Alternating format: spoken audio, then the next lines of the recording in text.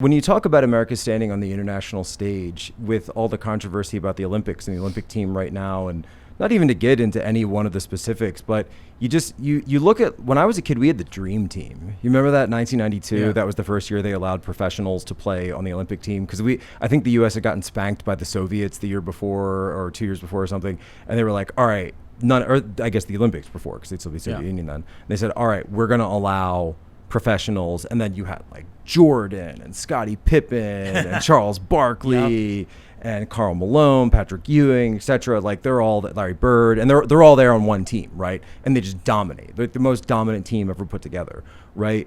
But then you look at Magic Johnson was on the team, and then you go and you just look at the caliber of like Olympic athletes, and it's just kind of it's get woke, go broke, man. In our standing in the work, and this woke stuff doesn't fly on the international stage. So here in the United States, you have to kind of make this performative, agreement, this adherence. Logan Paul, of course, he bends the knee to, Kendyism, CRTism. And you sort of have to, it's like in China where you have to say, oh yeah, I support the CCP, whether you do or not, right? You have to say it because that is your theory of the state. Well, the theory of our state now has almost become, so it used to be that I can remember within living memory that if somebody botched, I think it was Lady Gaga, like botched the national anthem at something, and she was ridiculed for it. Right. I mean, it was a huge deal. Now it's considered positive and laudatory to ridicule the national anthem and to protest it. Well, let's and talk. On the international stage, you can see the decline of America as a nation. Simone Biles. I mean, so I don't know Simone Biles. I don't know her story. I'm sure she has one. I'm a Catholic. I pray for her the same way I'd pray for everybody else. I think she actually is Catholic. I might be wrong about that, but I think she is. And she dropped out. Well, I think she got pulled out. The issue for me, did she pull or did she get dropped? She think took herself out. Yeah, I thought she took herself out. And now she's out completely, I guess. And so the issue for me though is, why is it as a society now I'm told right, and I pray for her. I pray for Simone Biles, but at the same time, I'm not going to go to my son and say that you should make your role model. She's Catholic. She is Catholic, right? Yeah. I thought I was right. I think she wore a miraculous medal at one point. That's how I knew. And my brother posted something. And I'm not going to go to my son and say, hey, let's celebrate someone for not accomplishing. That's where we've been going for a long time with the honorable mention, the participation trophies, that kind of thing. So Simone Biles, man, she's best of the best. I mean, she's incredible. She landed in qualifier. They got mad because she did that double Yurchenko or whatever it was called. I'm not a gymnastics person. Well, the idea was that she had surpassed the previous skill level, and they didn't even have a skill level for the feat that she attempted. So she wouldn't gain. She would get her name in the book for like a maneuver or whatever, and so she's doing really, really well. But she flubbed a few moves. Then, because of her mental health, pulled out. That is an indication of the failure of our culture, that you would have an Olympic athlete having those mental issues, like not getting. I mean, proper training isn't just your body; it's your mind and your body. And so, a breakdown of an athlete is a failure across the board. Right. I mean, I take this as an indictment of the entire social strata that put her into that position, that puts us all into this position. And then we celebrate it. Right. You look at the response of the actual story here isn't Simone Biles. The actual story is that if you were a journalist in sports today and you said something that went against the grain and said that you disagreed with that decision, or that you don't celebrate what happened, you would lose your job. You know what I'm sick of? You would lose your job in America today. I'm sick of the hive mind, man. If you went against the hive, you're done. Charlie Kirk, he was recording his podcast, and he said that Simone Biles gave a gift or something to the Russians, something like that. And then I think the Russians got the gold medal, I believe, right? And then I see a bunch of these posts where everyone's like, Charlie's so dumb. Like Phil DeFranco comes out and like, Charlie's a dick. And I'm like, shut up, dude. Phil, listen, you don't know anything about Charlie, okay? He's a guy with an opinion. All this is people with no opinions who don't actually care and have any thoughts of their own, wading into stupid drama. Let me tell you something. If somebody wants to opine on Simone Biles, who is like the cream of the crop, the best of the best in the Olympics, and she bails out for mental health issues, and they have a negative view of that, I say, interesting. Am I going to make a video where I'm like, oh, that Charlie Kirk? Who cares? Charlie Kirk's a commentator. Opining on opinions is the stupidest thing ever. But out of the woodwork comes every stupid person who's like, I've got nothing better to say, but then to just rag on a guy who had an opinion about a thing, which is totally irrelevant to the Olympics and the conversation. Right, but that hive mind provoked response is actually quite useful for us because it is revealing to us in its response to defend itself. We are seeing the contours of the hive mind in and of itself. I just, I despise NPCs. It's just, the conformists who don't read, who don't learn, who don't think, who just say, tell me what to do. I've never been in favor of that. I grew up when I was younger. I wouldn't say that I was like, the punks get mad when I'm like, oh, I listen to punk music. No, you didn't name a band. And I'm like, shut up, name a band.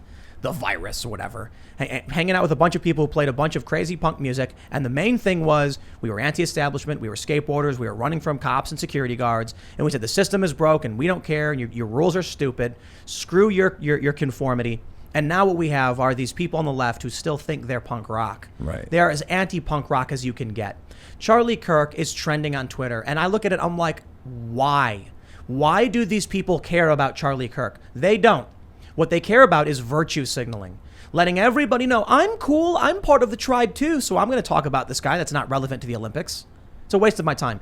If I want to bring up something about Simone Biles, I don't even think I'm relevant to the conversation. If people want to listen to what I have to say about it, they can, but she's the center she's the center focus of this. I think it's really bad that we're celebrating.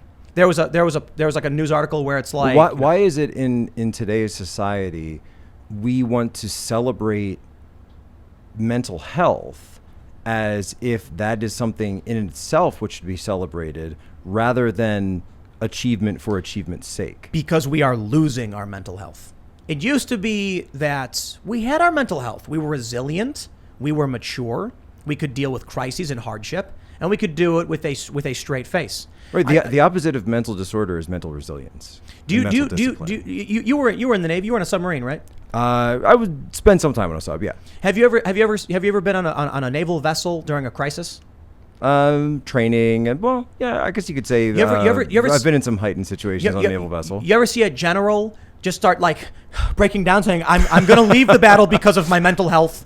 This is not something I can be dealing with right now." And they're like, "That's honorable, General. Good for you." Well, and see that on Twitter every day now with these generals. Oh yeah, I know. Mark Milley, man, that guy lost his mind. Mark Milley, this guy Pat Donahoe, who said, "You're being a shill for Putin if you say I've asked me my rules." He, by the way, set his account to private today. Oh wow. Right, these guys can't handle a Twitter war. How could they actually ever handle a real war? Could you imagine taking one of these?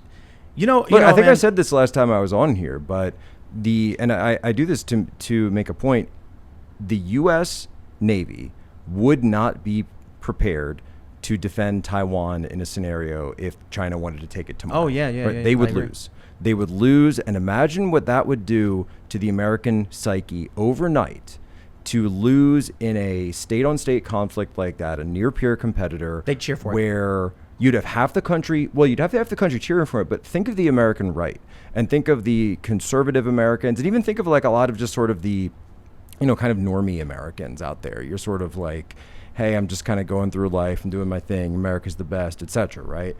When you're told you are not the best, and you understand that your system is not. No, I don't. I think the average person won't care. I think the average Democrat will be like, hey, it's none of our business. Good for China. And they would cheer it on. And they would say, it's actually a good thing that China has reclaimed Taiwan because, we shouldn't be meddling in their affairs. All of a sudden becoming anti-war in that regard. You would see regular people. Let me be clear. I don't want to go to war with China. No, I know. I really don't. But you would see regular people say, oh, I've had too many conversations with regular people when I lived in New York. People who don't pay attention to politics. What I mean by regular people, politically uninitiated. And I'll be like, so that Obama, one of the first things he did when he got into office was he bombed a Pakistani village, killing like 23 women and children. And they go, oh. I'm like, do you care? No. Well, no, but here's the difference, right? Here's what I think is different, is that it's not about, to the average American, it wouldn't be about Taiwan. It would be about America clearly and definitively losing a war. Yeah, but which is something that if China goes, you look at a lot of wars like 1812. Did the U.S. really win that? Not so much. Well, everybody claims. They claim the U.S. has never lost a war, but how tenable is that at this point, right? Regular people. Here's what I think would happen: China will move to take Taiwan. They'll go from the air. They'll take out the any opposition on the ground. They'll beach the island, and they'll take it over, and it'll be big breaking news. And then the left will claim to have some expertise. All these stupid Twitter people who don't actually read and see Facebook memes will be like, well, here's what I think about Taiwan. I don't care what you think about Taiwan. And then regular people are going to be like, huh. And then something will happen. Their computers will double in cost or triple in cost or just become unavailable because completely. What does Taiwan have? Chips. All your microchips, your semiconductors, your transistors, that entire industry, right? And by the way, I wish this wasn't the situation. I wish that a lot of that was onshored to the United States. But again, by policy, since the 1990s, we've been offshoring all this stuff. San Diego, by the way, San Diego was the birthplace of this industry, and all of it was shipped overseas to Taiwan and Korea. Yep. Right. All of this was this country has been extracted. Dylan Radigan said it a long time ago, maybe not in the same context, but a similar context. The country has been extracted. You know what I think happened? I think 2008 was a wake-up call for a lot of people, a lot of Democrats. Look, you look at Bernie Sanders in 2008, and he's like, we need a border barrier. Open borders are a bad thing. You see Hillary Clinton and Pelosi and Biden, they're all like, we must build a border barrier. Illegal immigration is bad. And then the economic collapse happened, and they said, well, we just hit an iceberg. I'm going to try and steal as much silverware as possible before I get on a life raft. Right, and so the idea of the Obama administration, and they're quite open about this, if you actually look at what the national security advisors and the deputy national security advisors, Ben Rhodes, et cetera, have actually said in their own writings. They said, since the United States is in what we're putting it into is a managed decline, right? We know that we are going to need help from our peers in other regions of the world to be able to enforce things. So why should we be the ones who are enforcing international norms and international laws? Maybe China can help us out. Maybe we can pass off some of this responsibility to China when it comes to Asia. There's a life raft for everybody, in my opinion. And I'm not going to tell you what to do with your money. Take financial advice from somebody else, but I think it's Bitcoin. Right. So again, we've been put on this path by policy, right? That's clear. We don't have to be on it, right? We can get off of it. We can right the ship. This has all gone on within the last 30 years. That's not that much time, right? We can actually make these decisions. However, people need to understand that there are massive economic interests in between us righting the ship or staying on this path towards managed decline and serfdom and the rise of a new peasant slave class of the underlings, right? The under society, right? So you have an over society that's pushing for all these things to happen. They are stateless. They are multinational. They're tied in with the CCP. They're tied in with everything else. And they want you to be the consumer, right? Your job is to consume. You are like, if you watch WALL-E, right? You're the guy who's sitting there and you're in your chair and you don't even have a MyPillow and you're hooked up to the machine and you're tweeting. And there's actually this great, that's why they don't talk about WALL-E that much anymore, because I think it was too real. And a lot of Christian symbolism in there. Eve, and it's like an arc, right, of humanity. Where there's this joke as Wally's going around, everyone's in a blue suit, but he turns them into red when they become activated. And then there's this running gag of like, wait, we have a pool? Right. And they kind of realize, so their screens go off and they realize instead of just trending and they're just it's Facebook, right? So they're all just commenting on like the minutia of day-to-day life, and they have no bones. They have no bones. And they have like slushies that are, ordered to their cart whenever they need it. And then suddenly they start realizing like, hey, we're in outer space. Like, this is pretty cool. And we have a pool. We're on a nice ship. We can talk to each other. You know why I don't think WALL-E would happen? In one aspect, that everyone being we'd never be able to make a ship that works. No. There's a physiological addiction to athletics, to sports and to exercise. So while certainly a lot of people get addicted to, maybe for sure, but the idea that every single person would be overweight just floating around in chairs, there's a lot of people who would get that hit, that dopamine, that runner's high, and maybe those people refuse to get on the ship. Yeah, I guess. No, we'll just die here on Earth or something. We're just gonna die here with the trash piles, man. The trash piles. You're not gonna take us out. You know what? That was me filling in for Ian for a minute. Let me tell you. I think graphene. I think first we get the graphene. Okay. Is that how you think Ian sounds? I don't know. I'm just kind of doing a character at that point. He's like, dude, he's not that bad. Yeah, he's not. He's probably watching. He's like, Jack. Yeah. I don't sound like that. You know what, man? Here's my prediction. I've been saying this for a while. Vaccines will be mandatory, in my opinion. It's going to be like this. I think everyone knows that's coming from the military, right? No, like I'm saying for everyone. Not even like breaking I'm saying news, everyone. You know why? Here's what'll happen. In maybe 20 years, you'll go to the DMV. You're getting your license updated or whatever, or you're getting your ID for the first time, and they'll go, I need a birth certificate, social security card, I need your vaccination card, and a bill with your address on it. And they'll go, oh, yep, I got it all right here. And they'll go, okay, and then they'll type it up, like, here's your ID. It'll be a part of the process like normal. Like we saw with that photo of the airport. Is that a real photo? You see that where it's like in That Canada? was my buddy John Dutois, who worked on we were a ton of film projects together, and he said it wasn't his photo, but someone had sent it to him. He's Canadian. So I haven't fact checked it, but it and shows he airport said lines. It was a separate airport line coming into Canada, so Canadian customs line. One for vaccinated, one for unvaccinated. Yeah, de Blasio said the voluntary phase is over. I mean, this reminds me of Gattaca. Remember the Valids and the Invalids?